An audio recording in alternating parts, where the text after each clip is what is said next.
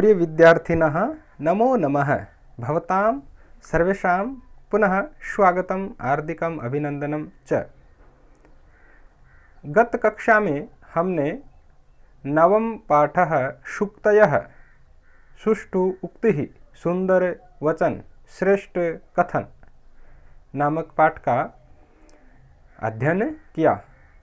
प्रथम भाग में हमने 4 श्लोकों का अध्ययन किया।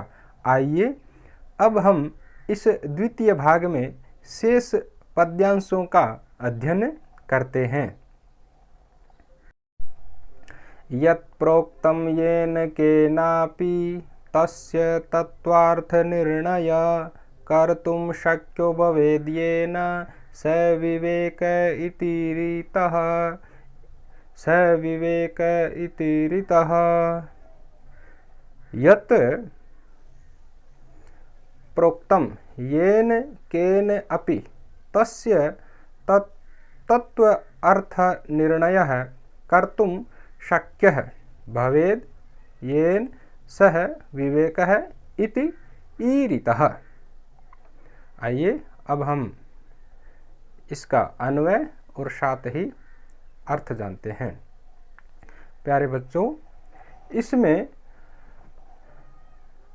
जो हमारा विवेक होता है, यथार्थ को जानने के लिए, सत्य को जानने के लिए जो विवेक होता है उसकी परिभाषा बताई गई है।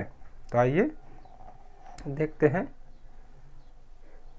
येन केन अपि, जिस किसी के द्वारा, यत जो प्रोक्तम कहा गया है, तस्य उसके तत्वार्थ निर्णय है, उसके तत्वार्थ यानी यथार्थ का निर्णय लेना, सत्यार्थ का निर्णय लेना, रहस्य को जानना। येन कर्तुम शक्य, जिसके द्वारा ये शक्य है, जिसके द्वारा ये किया जा सकता है। भवेत यानी होवे, स वह विवेक है, वही विवेक है। इति ऐसा ईरित है, कहा गया है, बताया गया है। अर्थात कि जिस किसी के द्वारा जो कुछ भी कहा गया है, बोला गया है, उसके तत्वार्थ का निर्णय लेना, रहस्य को जानना, यथार्थ की पहचान करना, जिसके द्वारा ये संभव है, जिस शक्ति के द्वारा हम ये पहचान करते हैं, वही विवेक कहलाता है।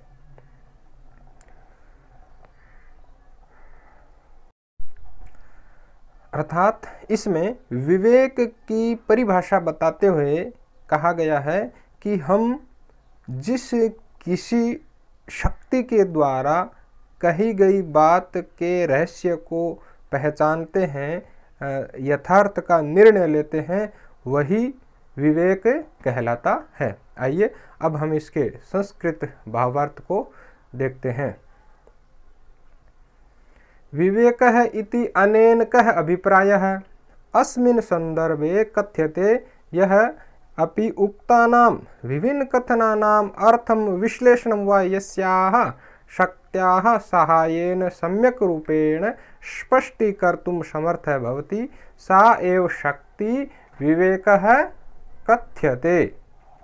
आइए अब हम अगले श्लोक का अध्ययन करते हैं। वाक्पटु धैर्यवान् मंत्री सभायामप्यकातर शकेनापि प्रकारेण परैर्न परिभूयते। वाक्पटुः धैर्यवान् मंत्री सभायाम् अपि अकातरः शकेनापि प्रकारेण परैः न परिभूयते। आइए अब हम इसका अन्वय देखते हैं।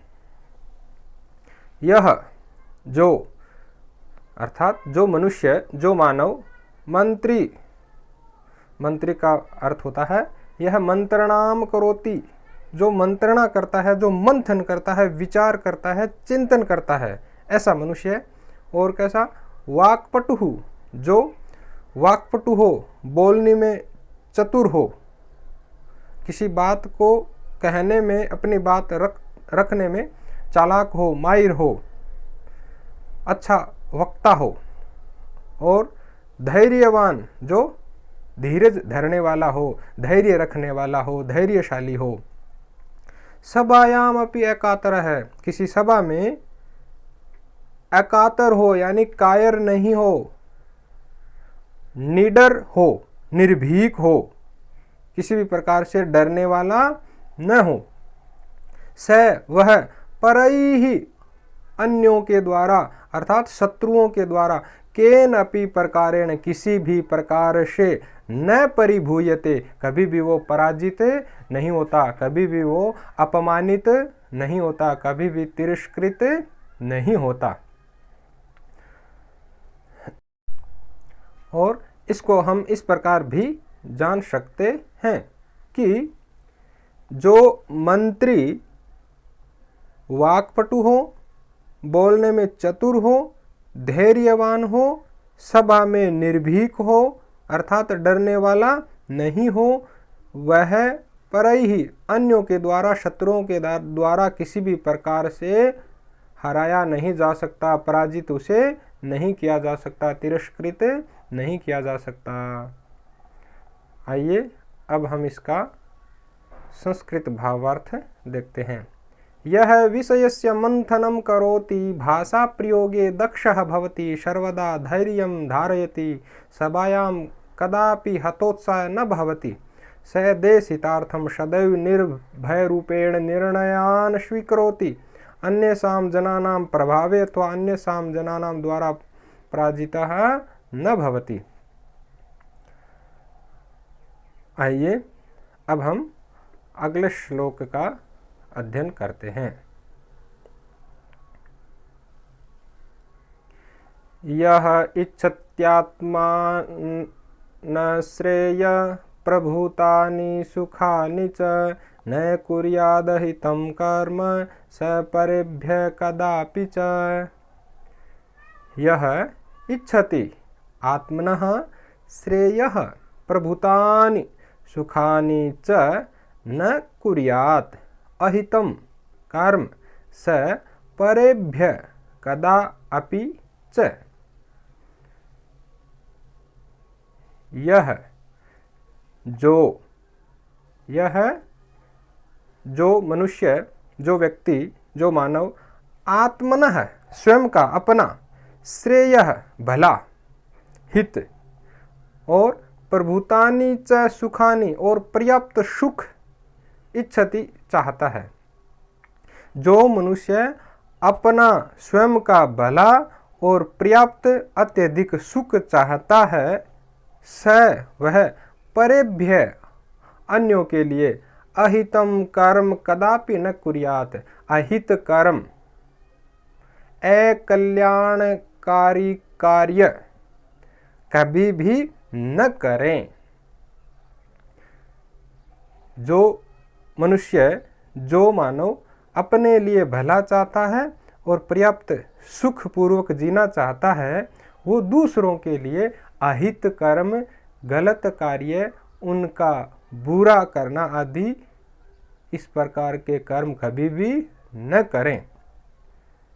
जो लोग ये चाहते हैं कि हमारा तो भला हो, हम सुखपूर्वक रहें, लेकिन अन्यों का बुरा सोचते हैं, गलत करते हैं, अहित करते हैं, तो वो कभी भी सुखी नहीं हो सकते। अतः प्रिय बच्चों, ये पाठ या हम जो शिक्षा ग्रहण कर रहे हैं केवल यहाँ तक ही सीमित नहीं है कि हमने श्लोक पढ़ लिया, याद कर लिया, चलो जी ठीक है, परीक्षा हो गई, अच्छे से पास हो गए। नहीं, वो केवल साक्षर होना हो सकता है, लेकिन शिक्षित होना नहीं। तो ये बातें हमें भी अपने जीवन में लागू करनी है कि हम अपना भला चाहते हैं, अपना सुख चाहते हैं, तो दूसरों का बुरा कभी न करें, न सोचें। आइए अब हम इसका संस्कृत भावार्थ जानते हैं। यह मानवः स्वकीयं कल्याणम अधिकं च सुखम इच्छति, स कदापि अन्येषां जनानां कृते अकल्याणकरं कर्म न कुर्यात्, अपितु सर्वदा कल्याणकर्म एव कुर्यात्। आइए अब हम इस श्लोक का सबसे पहले वाचन करते हैं। आचारः प्रथमो धर्म इत्येतद्विदुषां वच तस्माद् रक्षेत सदाचारं प्राणेभ्योऽपि विशेषतः।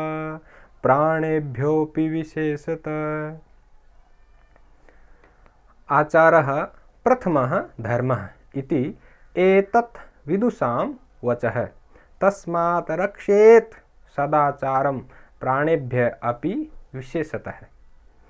इस श्लोक में, इस पद्य में हमें सदाचार की रक्षा करने के लिए, सदाचार करने के लिए प्रेरित करते हुए कहा गया है कि, आइए देखें, आचारः प्रथमः धर्मः, अर्थात आचरण। आचरण का मतलब यहाँ पे है सदाचरण, सद्व्यवहार, अच्छा आचरण। प्रथम धर्म है, हमारा पहला धर्म है। सदाचरण करना, सुव्यवहार करना हमारा पहला धर्म है। इति एतत् विदुषां वचः, यह विद्वानों का, श्रेष्ठ लोगों के जीवन का अनुभव है। हमारा सुव्यवहार जो है, हमारा जो हमारे द्वारा किया जाने वाला आचरण है, वही हमारा सबसे पहला धर्म है। ये विद्वानों के द्वारा कहा गया वचन है, श्रेष्ठ लोगों के द्वारा कही गई वाणी है। तस्माद्, इसलिए, मनुष्य प्राणेभ्यो अपि सदाचारम विशेषतः रक्षेत, इसलिए मनुष्य को चाहिए, मानव, प्राणेभ्य अपि, प्राणों से भी अधिक, या प्राण के बदले भी प्राण देकर के भी, सदाचारम, सदाचार को विशेषतः, विशेष रूप से रक्षेत, उसकी रक्षा करें। अर्थात आचरण जो है, सदाचरण ही हमारा प्रथम धर्म है, ऐसा श्रेष्ठ लोगों का, विद्वान पुरुषों का वचन है, उनकी वाणी है। इसलिए मनुष्य को प्राणों से भी अधिक प्रयास करके, प्राण बचाने की अपेक्षा अधिक और ज़्यादा प्रयास करके हमें सदाचरण की हमेशा रक्षा करनी चाहिए। क्योंकि जिसका आचरण ठीक नहीं है, जो दुराचारी है, जो दुष्ट व्यवहार करता है, उसके यदि प्राण है भी तो फिर वो मृत के समान ही माना जाता है। इसलिए प्राणों से पहले हमारा ये दायित्व है कि हम सदाचरण की सुरक्षा करें, सदैव हमेशा सदाचार की पालना करें। आइए अब हम इसका संस्कृत भावार्थ जान लेते हैं। आचार है अर्थात सदाचार है, मनुष्यस्य प्रमुख धर्म अस्ति, मानवस्य प्रमुख धर्मः वर्तते, एषः श्रेष्ठ जनानां जीवन संदेशः अस्ति। अतः सदाचारस्य रक्षणं प्राणेभ्यः अपि अधिकतया करणीयम्। तो प्रिय बच्चों, आज की कक्षा में इतना ही। जल्द ही हम मिलेंगे अगली कक्षा में। तब तक के लिए नमस्कार, नमो नमः, जय तु भारतम, जय तु संस्कृतम, जय हिंद।